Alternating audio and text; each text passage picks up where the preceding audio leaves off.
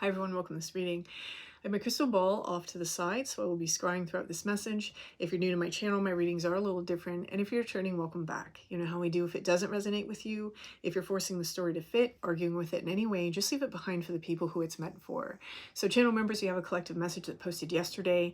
You will also have your meditation number 2 video post this weekend, and don't forget, channel members, that you will have the Major Arcana series will pick up in October. So if you're interested in channel memberships, that link is always in the description box below. Let's go ahead and let's get started. I'm not going to tune in for this one. There's been like a lot of energy all day, and lots of messages are trying to roll through today. So let's go ahead and let's just begin this one. And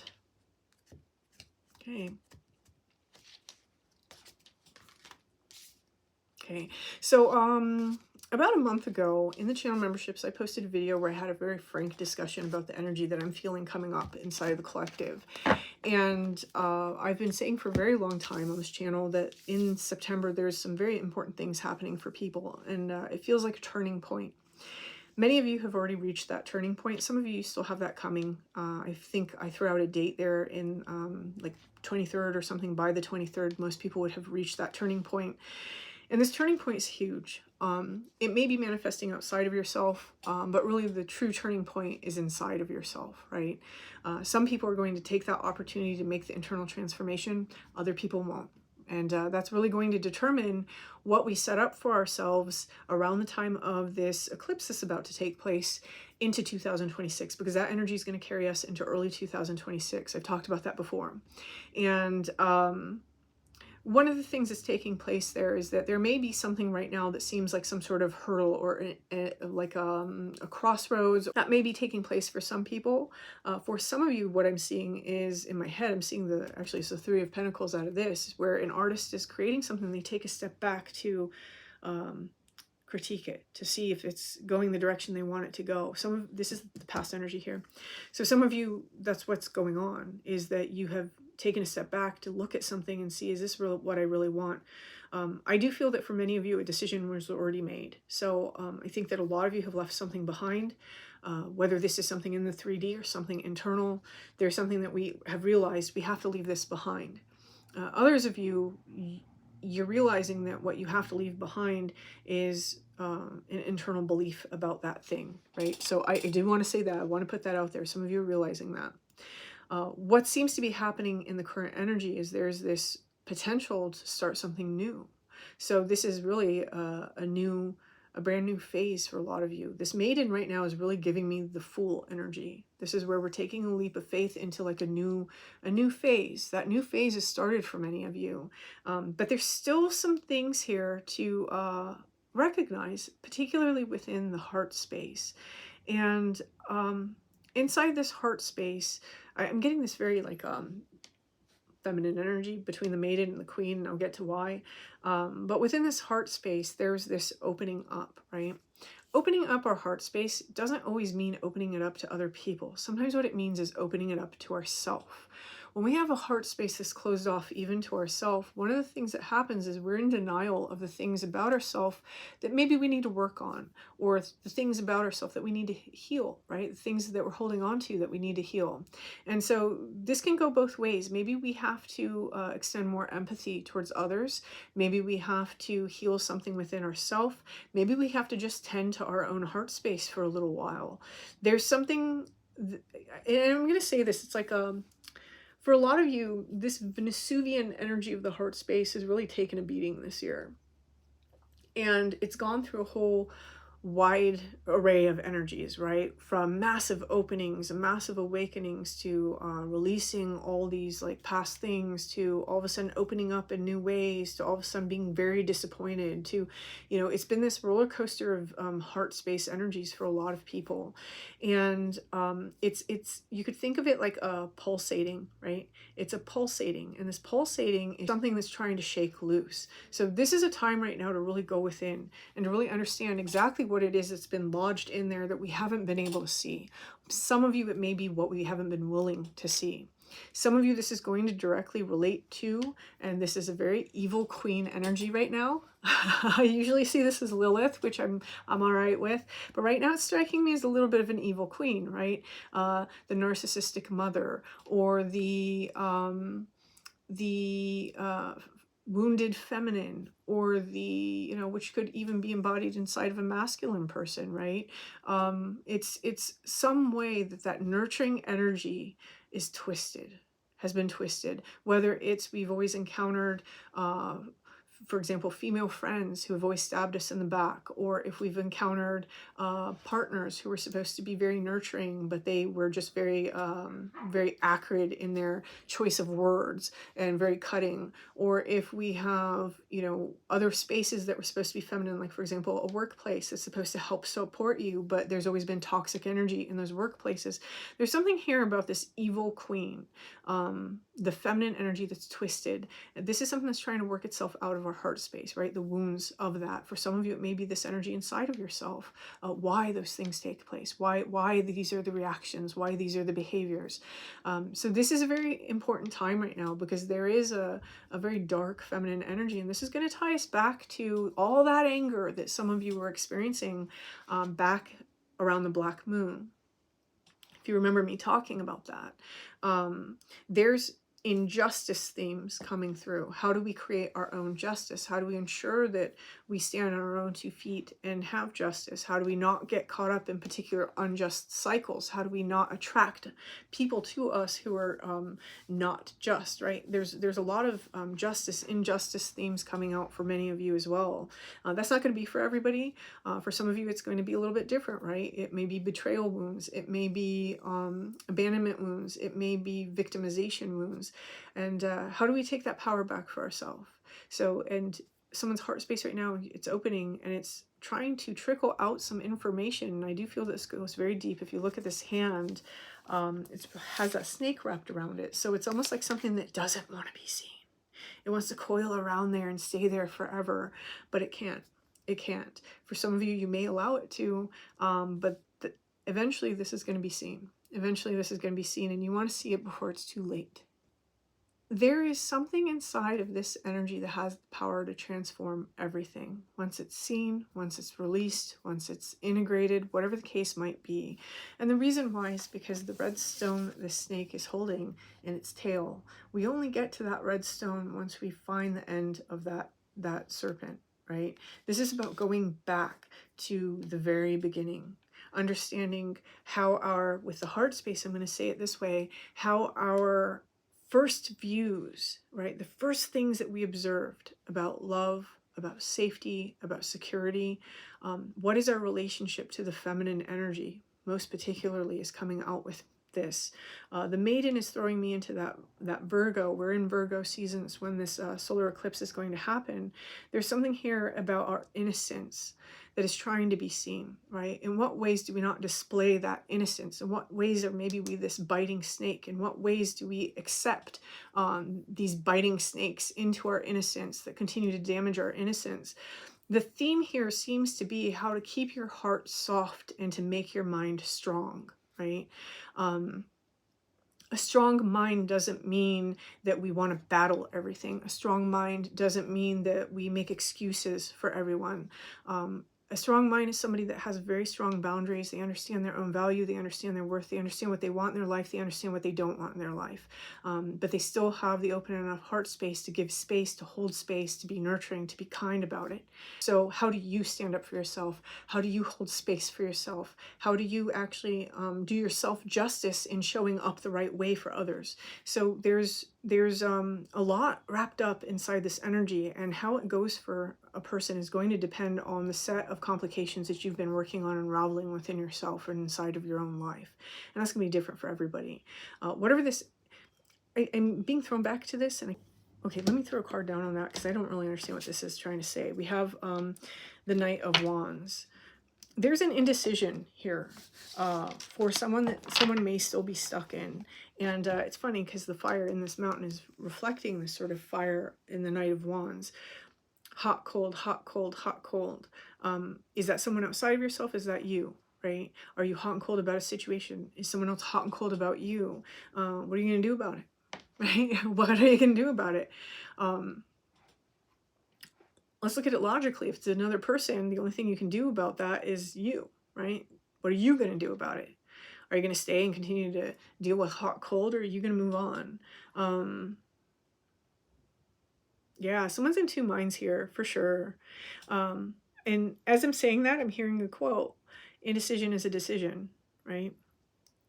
I feel that some of you, you know, it's like you have to, I'm just going to say this because it's how it's coming through.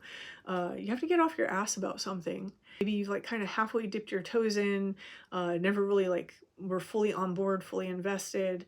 That ship's about to sail. This, because you know you're not the only one that's about to encounter this solar eclipse. Whatever this is, whether it's an establishment, a person, a life situation, that's about to undergo the transformation process of the solar eclipse as well. So, you know, if you can't make a decision, how bad do you want it? There's a,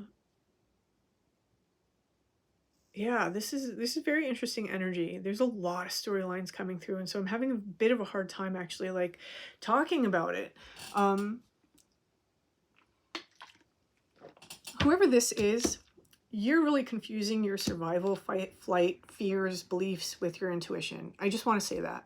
I'm not trying to be like harsh on this pile here, but I'm being blunt because I don't want there to be confusion about what I'm saying, right? Sometimes when we're trying to be kind about things, it just gets really confusing, and fuck that. We don't have time for that. So, yeah, take stock of that. If you find that you're somebody that's kind of hem-hawing about something, understand that you are confusing your survival mechanism with your intuition, and you're really going to want to sit down and figure out what's what, sticking to the facts, right? Not your feelings, facts. I know that a lot of people really look down on that, but the reason why you want to stick to the facts is because you can't actually trust what you're feeling right now, and you know that. That's why you're hem-hawing. So,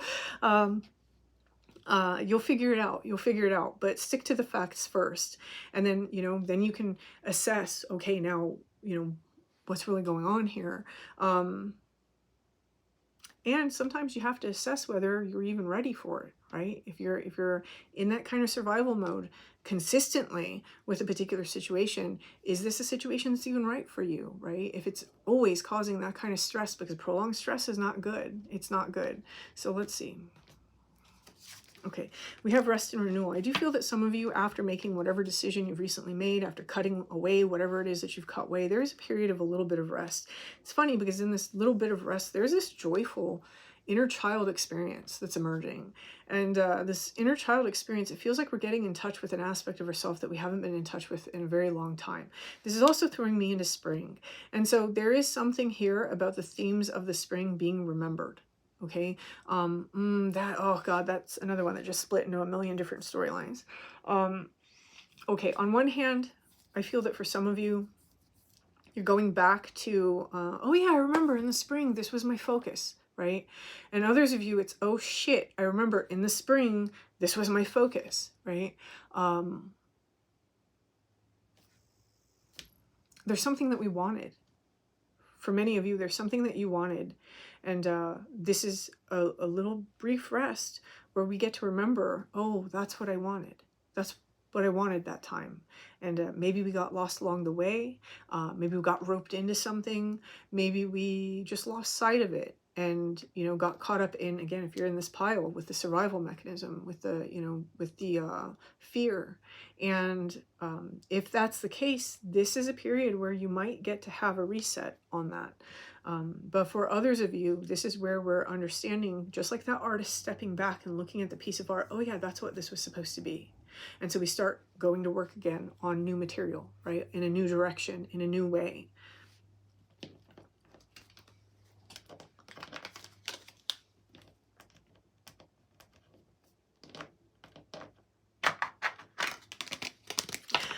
Okay, so I feel like the things that happen in my life sometimes are really pertinent to the reading. So I want to bring this in. If you're struggling with this, right, understanding what is your intuition and all that, I actually have a friend who she said something to me yesterday about what she realized about her own intuition, and I think it's very true for many of us. So I want to put it out there. She said that one thing that she learned is that her survival mechanism and her worry is always experienced in her head, and that her intuition, true intuition, is always experienced in her stomach. And I know that that's true for myself. So for anybody else who has recognized that about themselves, if you need a reminder, I just want to put that out there. That might be a good way to figure that one out. Okay, let's see. Okay, Keeper of Anger. Going back to that evil queen energy. Now, again, this is my Lilith card. And what is Lilith when we talk about Lilith? She is the rebellion, right? Feminine rebellion. That rage against being confined, being silenced, being constrained. I think a lot of you are experiencing that at this time. You know, I'm not going to be silenced. I have a voice. I'm a person. I'm going to be a person. Like, it's ridiculous that you think I'm not going to be a person. Or, you know, I have my own rights, and it's crazy that you're trying to take my rights away from me. It's crazy that you're trying to like control me, right? There's different things like that. Maybe these are things that you experienced in the past that you still need to heal. But there is something here about the Keeper of Anger. If you are experiencing a lot of anger right now, just understand that the energy you are feeling right now before this eclipse, leading into this eclipse, is going to be the energy that you manifest after it. So try to forgive what you need to forgive, try to release what you need to release, try to make peace with what you need to make peace with, reframe what you need to reframe, because you really want, leading into this eclipse, you really want your energy to be peaceful or happy or joyous or whatever it is that you want for your next phase, because we're really setting the stage. We are really setting the stage, and I can't emphasize that enough. I've been talking about that for months. I've talked about it in my memberships. We're setting the stage for 2026 going into the spring. So someone here, this is just a little bit of a warning about this anger energy. Take the time to sit down and work through it, right? Cry, get to the bottom of it. Are you angry at that person because it's the last bit of them that you have, right? Are you, still angry about all these other things because at the root of that, it's actually sadness that you haven't processed? Are you angry about something because you feel so like taken advantage of and victimized? Like, allow yourself to process those energies so that you can try to work through this. Some of you have been holding on to this way too long. Like, way too long. And grief, again, for a lot of you it's grief. Grief is a process, and so I don't want to be up here being like, oh my god, like, it should happen in this amount of time. But for some of you, this has been years, and it's not doing you any favors. It keeps attracting the same things to you, and so you have to let this go in some way, shape, or form, right? Finding out exactly how to do that, whether it's integrating something, processing something, going to speak to a professional. You're going to want to do that now. Some of you, this is really rooted in your mother. I have to say that, or a mother-like figure. It may even be an anger at women, especially strong women with the Queen, because of that. Okay, and this is really about closing out a cycle. So we have the World. This eclipse is marking the point of who we were before and who we are going to be. Some of you are going to have a very important connection take place during this time period of the end of September, possibly up until the middle of October. And this may be in the form of a friend. It may be in the form of somebody who has like a business that you join. It may be in the form of romance. But there's an influential person for many of you that's coming in. But if you're busy with this kind of energy here, you are at the risk of missing this. For some of you, this is somebody that's already been in your life. They've just been waiting for you to show up. And maybe that's you. But if you are waiting around for somebody, you should really take this time period to ask yourself why. Right? Again, it's all about taking that step back and looking at what we've created, and is this worthy of me? Right? Am I being worthy of this? It's both of those questions. So, yeah, it's really putting a magnifying glass on the self and taking a very heavy self-assessment. Yeah. Yeah. My recommendation for everyone is to get very clear on what it is that you truly, truly want inside of your life. Not what you want within feasible means, within your expectations, within your limitations, what it is that you truly want. And focus on that being inside of your life and allow that to direct you, because the train is moving. The train is moving. So I'm gonna leave this here, and whoever this message is for, I wish you the best of luck with this energy, and yeah, until next time.